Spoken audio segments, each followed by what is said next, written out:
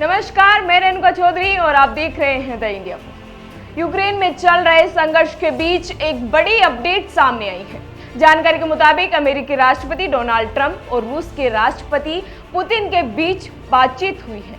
वहीं पुतिन और ट्रंप के बीच हुई टेलीफोनिक वार्ता के बाद यूक्रेनी राष्ट्रपति जेलेंस्की ने ट्रंप से व्यक्तिगत रूप से बातचीत की है। माना जा रहा है कि ये बातचीत यूक्रेन में युद्ध विराम के मुद्दे को लेकर की गई है।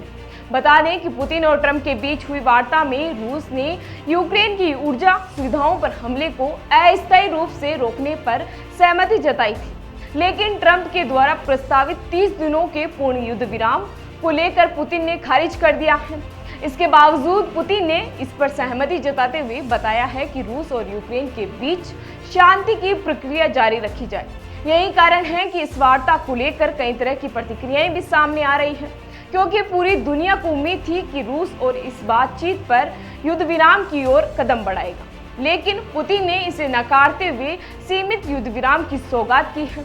अमेरिकी राष्ट्रपति डोनाल्ड ट्रंप ने इस बातचीत के बारे में अपने सोशल मीडिया पर पोस्ट करते हुए बताया कि उन्होंने यूक्रेनी राष्ट्रपति जेलेंस्की से एक लंबी और सकारात्मक बातचीत की है। ट्रंप ने कहा कि यह बातचीत लगभग 1 घंटे तक चली, जिसमें मुख्य रूप से पुतिन के साथ की गई कॉल पर चर्चा हो, ताकि दोनों देशों के अनुरोधों और आवश्यकताओं के संदर्भ में एक समझौते पर पहुंचाया जा सके। वहीं ट्रंप ने इसे एक सकारात्मक दिशा में उठाया गया कदम भी बताया है। वहीं दूसरी ओर यूक्रेनी राष्ट्रपति जेलेंस्की ने इस बातचीत के बाद अपनी स्थिति स्पष्ट करते हुए कहा है कि उन्हें पुतिन की ओर से किए गए वादे पर्याप्त नहीं लगे। साथ ही जेलेंस्की ने पुतिन के साथ हुई वार्ता के बारे में जानकारी साझा करते हुए बताया कि रूस ने यूक्रेन की ऊर्जा सुविधाओं पर हमलों का अस्थायी रूप से रोकने का फैसला लिया है, लेकिन यह यूक्रेन के लिए पर्याप्त नहीं था।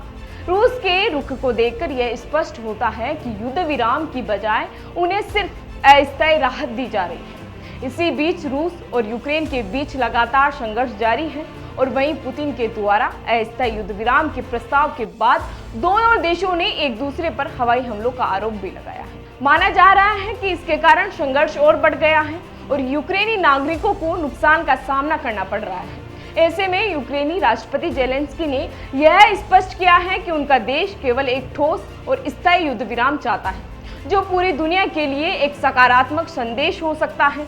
वर्तमान समय में यूक्रेन के संघर्ष का परिणाम एक जटिल मामला बन गया है, जहां एक ओर अमेरिका और रूस के बीच वार्ता जारी है, वहीं दूसरी ओर यूक्रेनी राष्ट्रपति जेलेंस्की अपनी स्थिति पर दृढ़ है कि वह पुतिन की शर्तों पर समझौता नहीं करेंगे। जानकारी के मुताबिक वह चाहते हैं कि युद्ध विराम शांति और स्थिरता के लिए एक स्थायी समाधान बने, न कि सिर्फ एक अस्थायी राहत का उपाय। इस बीच पूरी दुनिया की निगाह है कि क्या अमेरिका, रूस और यूक्रेन के बीच होने वाली अगली बातचीत से या इस बातचीत से कोई ठोस समाधान निकलता है या नहीं। फिलहाल ऐसी जानकारी के लिए बने रहिए हमारे साथ और देखते रहिए द इंडिया।